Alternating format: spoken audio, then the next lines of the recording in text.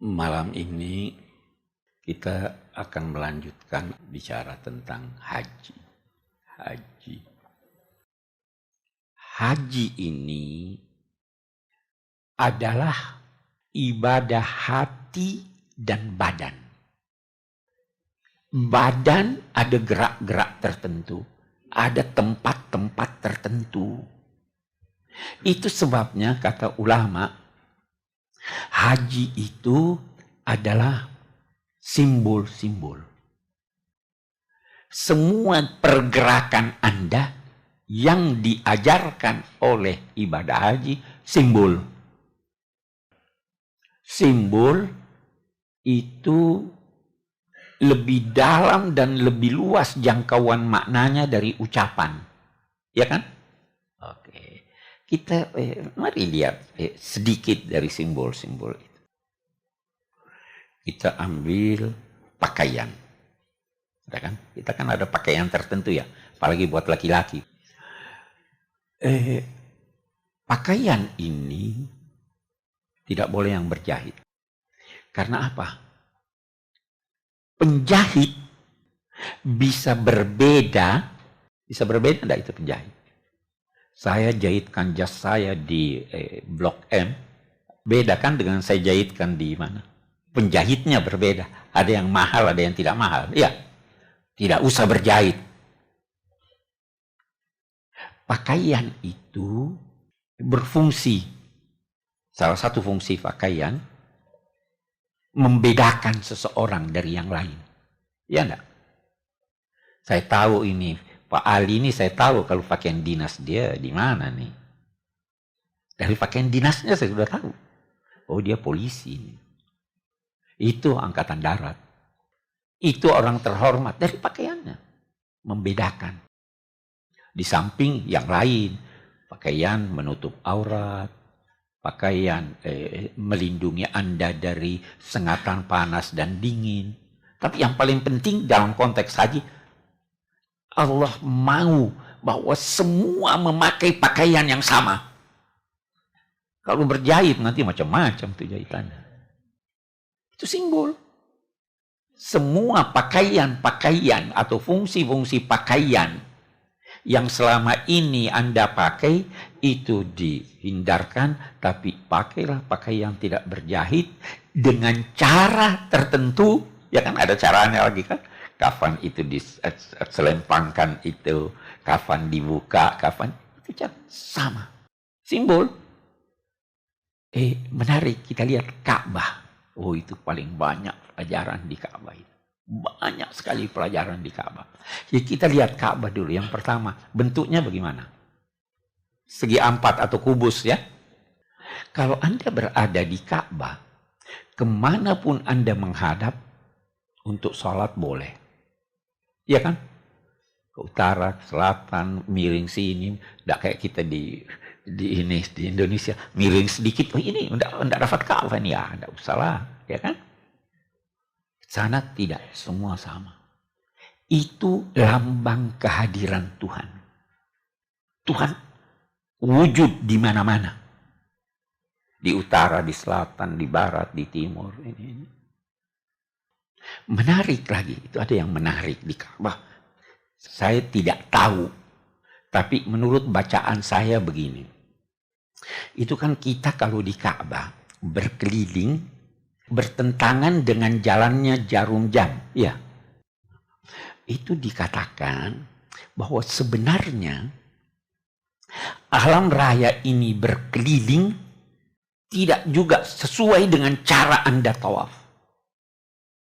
Elektron katanya gitu. Planet-planet beredar begitu. Sel-sel beredarnya begitu. Jadi kita ketika tawaf itu adalah simbol kita masukkan diri kita dalam kelompok orang-orang atau makhluk-makhluk yang taat kepada Allah Subhanahu wa taala. Kita masuk dalam kelompok itu. Ini luar biasa, ini dari mana Nabi tahu itu? Kenapa tidak dia izinkan saja, ini yang mau kiri boleh, yang mau kanan boleh. Lambang.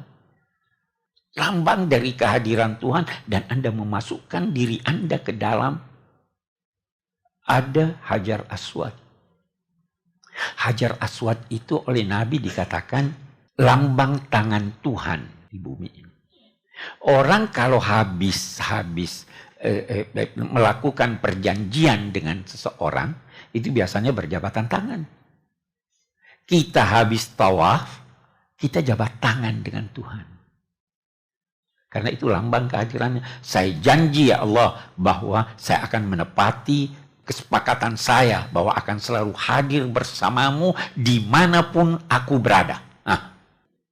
Begitu selesai kita berjanji, baru kita sa'i. Sa'i juga itu lambang. Sa'i itu artinya usaha. Sa'i ini, usaha ini harus bertitik tolak dari kesucian. Itu sebabnya sa'i harus bermula dari Safa. Safa itu artinya suci. Dan harus berakhir di Marwah. Marwah itu artinya puas hati. Dan harus 7 kali. 7 itu lambang banyak. Di Al-Quran kalau dia katakan 7 langit itu banyak. Jadi berusahalah sekuat tenaga Anda, sebisa Anda, bersungguh-sungguh, dan apapun hasil yang Anda peroleh, puaslah dengan hasil Anda setelah usaha sungguh-sungguh. Dan yakinlah bahwa kalau Anda belum berhasil, yakinlah bahwa Allah akan memberikan kepada Anda sesuatu yang menyenangkan hati Anda. Persis seperti Siti Hajar yang hanya mengharap segelas air buat anaknya kan. Akhirnya apa? Dapat air yang melimpah sampai sekarang. Jadi haji itu lambang-lambang. Melontar. Itu caranya ada, bukan seperti saya pernah lihat, saya salah satu haji pernah lihat ada satu orang tidak mengerti itu. Dia ambil sendalnya, dia lempar, ya Allah syaitan. Itu lambang, itu ya kan banyak begitu. Dia sudah kurang batunya, apa dicari batu itu. Bukan itu. Itu lambang bahwa sejak sekarang Anda bermusuhan dengan setan. Jadi tidak perlu batu besar, batu kecil begini aja. Karena cuma lambang, bukan itu setan. Mencukur rambut, itu lambang. Dia ingin Anda tenang. Rambut itu secara umum hitam. Itu melambangkan dosa. Dosa, kegelapan. Allah Subhanahu wa ta'ala menghendaki bahwa setelah Anda melaksanakan haji dengan tulus, dengan ikhlas, dengan baik, diampuni dosa Anda. Apa bukti diampuni dosa Anda? Anda disuruh cukur. Gunting rambut sebagai lambang sudah gugur. Tanamkan di dalam hati Anda bahwa saya sekarang bersih. Itu yang Allah kehendaki. Karena kalau Anda masih merasakan ada dosa, Anda terganggu. Ya kan? Jadi semua lambang-lambang itu haji. Bukan sekedar jalan ke kiri, ke kanan, ini lambang. Gerak Anda itu harus melambangkan sesuatu. Itu yang ditanamkan di dalam hati, dan apa yang Anda lakukan itu demi karena Allah. Itu haji. Yang terakhir dalam konteks ibadah haji, saya ingin berkata begini, kita ingin luruskan juga. Orang yang melaksanakan ibadah haji itu bagaikan berjanji kepada Allah. Ya kan? Tawaf, saya janji Allah, mulai sekarang saya masuk dalam lingkungan. Janji itu. Baru jabat tangan. Ya Allah, saya janji. Cium Hajar Aswad. Oke. Sa'i, janji. Ya Allah, saya janji, saya mau usaha bersungguh-sungguh. Tetapi dari Safa, Marwah. Lontar, saya janji memusuhi setan. Di Arafah kita mendekatkan diri kepada Allah, habiskan semua dosa ini segala. Saya janji ya Allah tidak akan mengulangi lagi dosa saya. Begitu semuanya, semua janji. Nah, sekarang ada haji mabrur. Ya kan? Haji mabrur itu bukan haji yang sah. Haji mabrur itu terambil dari kata abarra, yabiru, menepati. Jadi haji mabrur adalah haji yang oleh pelakunya, sang pelaku menepati janjinya. Jadi haji mabrur itu bukan di sana. Haji mabrur itu setelah kembali. Anda tepati janji Anda atau tidak? Tepati. Musuhi setan. Oh tidak, oh tidak mabrur haji Anda. Terlalu murah. Itu orang yang menafsirkan haji mabrur itu haji yang sah. Padahal orang yang hajinya mabrur masuk surga ya. Berapa hari haji itu? Paling lama 5 hari. Bahkan bisa jadi 3 hari itu haji. Ya toh? Kalau sampai di Jeddah pagi tanggal 9 Zulhijjah.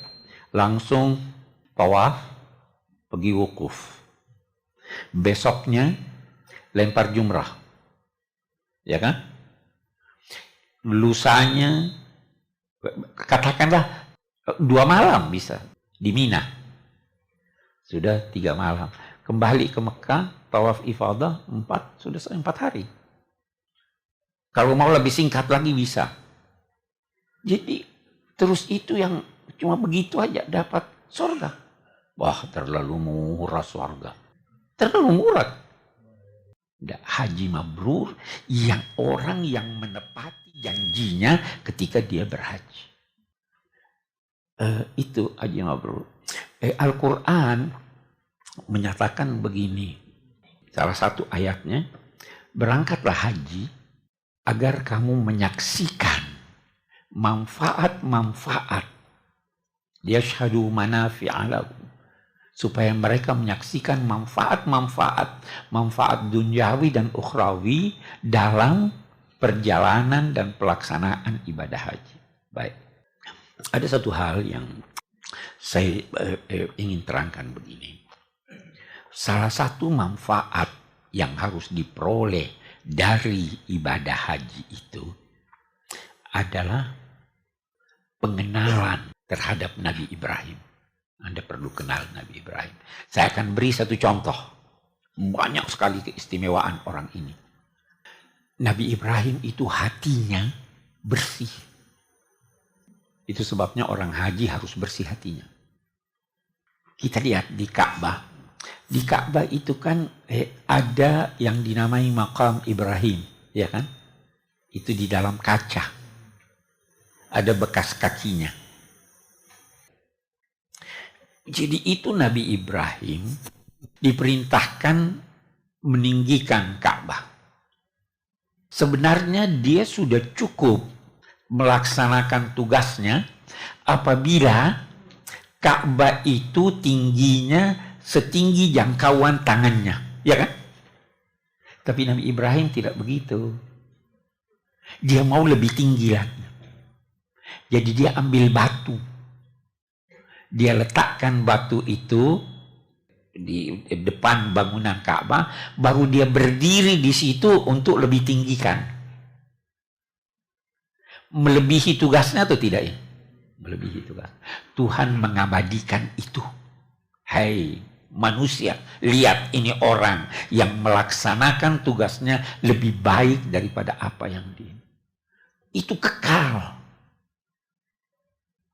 Itu sebabnya ada hal dalam agama bahwa niat seseorang itu bisa lebih baik dari amalnya. Niat Anda bisa lebih baik dari amal Anda. Bisa jadi ada seorang yang amal-amalnya sedikit, tapi ada satu amalnya yang dia lakukan begitu ikhlas Sehingga Allah mengampuni dia. Walaupun amal itu kecil. Itu saya pernah ceritakan, ada orang memimpikan Imam Ghazali.